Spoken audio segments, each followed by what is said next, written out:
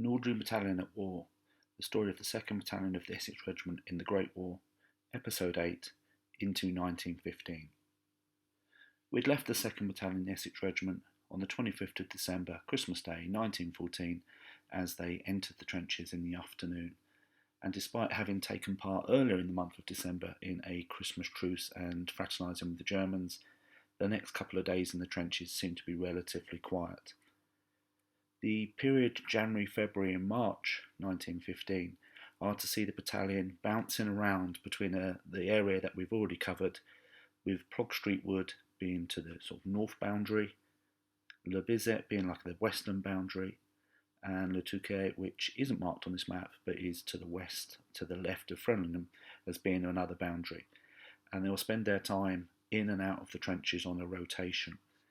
Now, by this period of the war, the trench line is starting to form, the front line is forming up, and a routine starts to occur. And the popular picture may be that the soldiers stood in the trenches for 4 years and so on and so forth. But actually there was a rotation going on to try and rest the men and get them out of the dreadful conditions that they were living in the trenches. Now, in the regimental history by Burroughs, it relates to the fact that at one point the rotation was every 2 days, but actually at the wishes of the men, it was returned to an every 4-day rotation, so they got a little bit more time out of the line when it was their turn. And they spent a lot of this period just essentially trying to survive, both the survive against the enemy, the Germans, but also survive against the conditions and improve the trenches, dig out the trenches, deal with flooded trenches and so on. And so in the war diaries, it's quite common to see reference to various working parties having to do things, various tasks being run. And during one of these, Lance Corporal Barber was to be awarded a Distinguished Conduct Medal, which is one of the highest gallantry awards possible for other ranks at this period in time. And you can see the citation here, that for conspicuous gallantry and devotion to duty near Le Touquet, early in January 1915, in rescuing a man who'd been wounded in front of the trenches while putting up barbed wire, in spite of the fact that the enemy was sending up flares and had opened a rapid fire. So it's a classic case of it's night time, they're out of the trenches, they're trying to set up barbed wire to protect their trenches, and probably the noise of knocking in the barbed wire pickets has maybe attracted the Germans and they've fired upon the area. Now, later in the war, a rounded picket, a screw picket was developed, so they could just literally screw them in the ground to reduce the sound. But here we see someone injured, many men being injured. In fact, across January, February, March, there would be about 20 soldiers killed per month in this sector. But Corporal Barber is awarded this medal for rescuing a colleague. The area we've zoomed into here is an area we've seen in a previous episode near Desborough Farm, Chelmsford Cottage, Worley Lodge and so on. And the not very great picture, I do apologise, is 2nd Lieutenant Bless. Now, 2nd Lieutenant Bless joins the battalion in very early February, and on the 6th of February he is wounded. And he is wounded, and it's described that there was very little sniping today, but the central farm was bombarded with rifle grenades. That's from the war diary, and if we look to the right hand side of the image here, we can see an area marked called Essex Central Farm. So the war diary continues. Central Farm was bombarded with rifle grenades, falling in the yard, wounding 2nd Lieutenant Bless and 2 machine gunners. One working party for RE on 3rd line was heavily shelled, but the Germans took such a long time getting the range that they were unable to withdraw without loss. So whether 2nd Lieutenant Bless had taken over temporarily from Lieutenant Mayland running the machine gun company or machine gun section, I don't honestly know, but he was wounded in the area of Essex Central Farm. Now the battalion at this time is commanded by Major Tufnell, but Major Tufnell's period in command is going to come to an end and he hands over to Major Jones. Now Major Jones is to lead the battalion all the way through to the end of 2nd Ypres, the battle that is ahead of them. Now Major Jones was a Welshman and he was an old boy of Winchester School. His full name is Lumley Owen Williams Jones, but in some records his second name is hyphenated to be Lumley Jones. And within the battalion he was nicknamed Lumpy. He was a career soldier and had previously served with the Essex Regiment in the Boer War, the South African War, and is shortly, spoiler, to be promoted and take over the brigade in the latter part of this year. Now, much of the stuff that we get in the next period of time comes from the diaries which have been published of Robin Moneypenny. Now, Moneypenny joined the battalion on the 7th of February, so basically the same sort of time as Second Lieutenant Bless was injured. And he knew Bless from the system of depots and locations that the soldiers and the officers in particular in this case moved through to get them towards the battalion, to get them towards the front line. Now, Robin Moneypenny was quite an interesting character, and he took a camera into the trenches, which at this time wasn't against military law, but was shortly to become so. And his diary has been written up and has been published by an author, Karen Farrington, and obviously being interested in the 2nd Battalion, I found this an excellent read, and includes some of the pictures that Robin took. And so a number of the bits that I'm going to tell you as we go along will come from the diary of Moneypenny. Now, one of the bits I found quite interesting is Moneypenny's relationship with the other ranks that he was with. It seemed to be that classic sort of paternal, I will look after them and serve to lead, as it is called at Sandhurst. And this is an extract from his diary about his first day with the battalion in the trenches. I was attached to number 15 platoon of D Company. I say attached, though I was really in charge, because number 15 had lost their officer and had been in the quite capable hands of Sergeant West for a considerable time. Under the circumstances, he obviously knew more about the handling of the platoon than I did, and he knew the general routine in the trenches. So I said to him, "Look here, Sergeant, though I'm officially in charge and responsible for the platoon now, you know more about the ropes than I do at present. Therefore, I want you to carry on as you've been doing, and I will pick up the thread of the game as I go along. And you must tell me everything and not mind me asking questions." And I think this is something that many young officers would admit to, that in their first command, it's the platoon sergeant that they have to lean upon.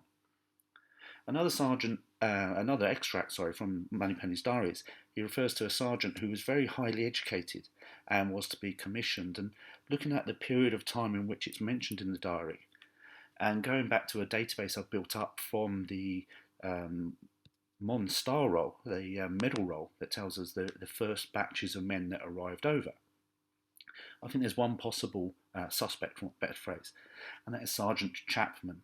We can see here he's one of the originals, going over on the 22nd of August 1914, and according to the medal roll, which was being done in like 1919, 1920, we can see that he's been commissioned into the Essex Regiment. So he's a possible suspect for that, but not necessarily confirmed. Now, Moneypenny joins the battalion on the 7th of 7th of February, and it's just about this time that the battalion comes out of the trenches. But one of its young officers, Philip Christie, stays with the battalion, or stays with the trenches. And the reason for this is that he had been working on the drainage system where the trenches were flooded, and he wanted to continue his work. Now, Christie is an Essex man. He is from Ingatestone, and he was born in July 1895. He was educated at Hullenbury, where he became part of the OTC, the Officer Training Corps, and he actually joined the Special Reserve of the Essex Regiment in November 1912. So at the beginning of the war, he finds himself with a 3rd Battalion, that kind of reserve battalion, and he's ended up on UK duties.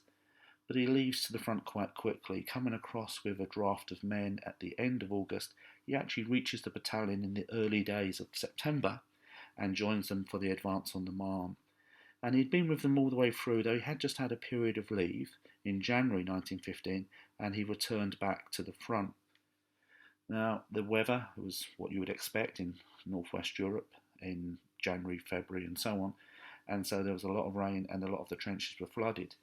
So whilst the battalion came out of the trenches, or his company, I should say, came out of the trenches on the 7th of Feb 1915, Lieutenant Christie asked permission to stay for an extra couple of days to complete his work. Now, all the accounts said that he finished the work, but he was killed by a sniper on the morning of the 9th of Feb 1915. He was subsequently promoted to a lieutenant posthumously in August 1915, but it was backdated to the 5th of August 1914. Now, there was a steady stream of casualties in this period of time, and I'm going to pick a couple to represent the many that suffered and died. Now, Moneypenny, we talked about, has an entry in one of his diary parts about his first days in the trenches. My second day in the trench, I had a bit of a sickener. One of those grenades landed right on a man's shoulder and split him open right in half. That was my first gruesome sight. And dating it off the letter dates and so on, it would appear that probably happened on the 8th or the 9th of February. And it looks most likely that it was on the 8th of February, and therefore it looks most likely that the casualty he's referring to is Corporal Palmer. Now, it's not clear from the bit that I read to you, but he's talking about rifle grenades, and these were being used by both sides at this point. A rifle that would be placed on the end of the, sorry, a grenade that would be placed on the end of a rifle. A blank shot would be fired, or dummy round, if you want to call it that, would be fired to propel the grenade across to the other side, and then it would explode as grenades do. Moneypenny himself says that he kind of used great use of these, and he was quite proud of how he stirred the Germans up by using them, and he took a sort of combative edge to things. But it's a two-way range, as they say, and these things were coming back. Looking at it, Goodchild, that's listed on here, is listed in the medal roll as a drummer, and I suspect it's not him that's killed in this description because he's buried at a cemetery a bit further behind the lines, which would suggest perhaps that he moved down the casualty evacuation chain, whereas the injuries that Moneypenny describes in his diary entry are much more catastrophic and would suggest that the person wouldn't be evacuated. And as we can see from here, Palmer lies in Calvary Cemetery with many Essex men. It's kind of Calvary Essex Cemetery to give it its one of its fuller names. Returning to Moneypenny, his diary covers a lot of his experiences here, and they're quite interesting because as a new officer approaching the battalion and as a new soldier experiencing combat, it's interesting to see what he notes down. This following extract comes from a letter to his aunt, and the letter itself is dated the 12th of February 1915, so a few days after Christie's been killed and so on. I felt a bit queer the first time under fire, but I'm getting quite used to it. One can see that nobody is very happy while under fire, I mean when not fighting, i.e. replying with fire, than when moving about and working under fire. When fighting, one thinks of the damage to the enemy and it is exciting, but it is not so when calmly moving around amid a hail of bullets, which I am. However, I am really enjoying it. It's good fun and the men are very cheery. I think shell fire isn't really as bad as rifle fire when not firing. And he goes on to speak about this quite a bit, about how he's experiencing it, his love for the men. He often sends requests home to his family to ask them to send things out. Some of them are comfort items like food and clothing. Rather ominously, on one letter he writes back to request opium, so that if any of his men are wounded, he can manage their pain. Speaking of people being wounded, we may remember Lieutenant Oriel Round, the hockey player that was wounded in the 2nd Essex First Action back in August 1914. He was evacuated back to the UK but died of his wounds in September 1914. Well, his brother James also served with the 2nd Essex and was wounded himself on the 26th of February 1915. And the sources all note that it was a strange case of his wounding because he was shot through both arms at the same time by different rounds, by different bullets. Moneypenny's diary is very good. I would recommend Karen Farrington's book to get into the detail of this. And it's interesting to see the things that they're considering. Moneypenny describes a local farmer ploughing his fields in a certain way to allow him to pass information to the Germans about possible spies dressed in British uniforms and a number of other kind of sort of frightener type things where they're obviously concerned that there's spying going on behind the lines. There's also some humour in it all, in that he could speak French and used this to his advantage to speak to local French girls, and sometimes he could pick up what was being said when others around him couldn't. And there's a sort of interesting sort of small story of one of the times they come out of the trenches and go into billets, as it would be called, where they stayed around the Le Bizet area. He's sharing a room with another lieutenant from the battalion, Lieutenant Rowley. It's actually same part of the same company that Moneypenny's in, and Rowley is kind of not very organised with his kit and equipment, has a tendency to not be very good with his weapon handling, and Moneypenny is almost killed accidentally by what in more modern times would be called a negligent discharge from Rowley's pistol. Now, some people, we've talked about casualties, and there was many more casualties. I think I've already said it's about 20 killed per month. But the First World War abounds with stories of miraculous escapes, and for now I will present to you Corporal Birch. Now, the paper is from April 1915, the Essex County Chronicle. It doesn't tell us exactly when these events occurred, but it's a really bad image. I apologise for that. But basically, Corporal Birch was under fire at some point, felt a thud in his back, but didn't think much more of it. And what we can see here is that the tobacco tin that was in his kit bag on his back has stopped the bullet and saved his life. Now, I don't know if this was one of the tobacco tins that was given out at Christmas time to the British troops at the front, but it's a tin nonetheless, and the story is there that it saved his life. I haven't yet found any of Bibles saving lives and so on. Unfortunately, someone who didn't have a tobacco tin in their equipment was called Captain Binstead. Now, we met Captain Binstead before. You might remember he's born in Cairo in 1883, educated at Wellington College. He passed out first at Sandhurst getting the Sword of Honour.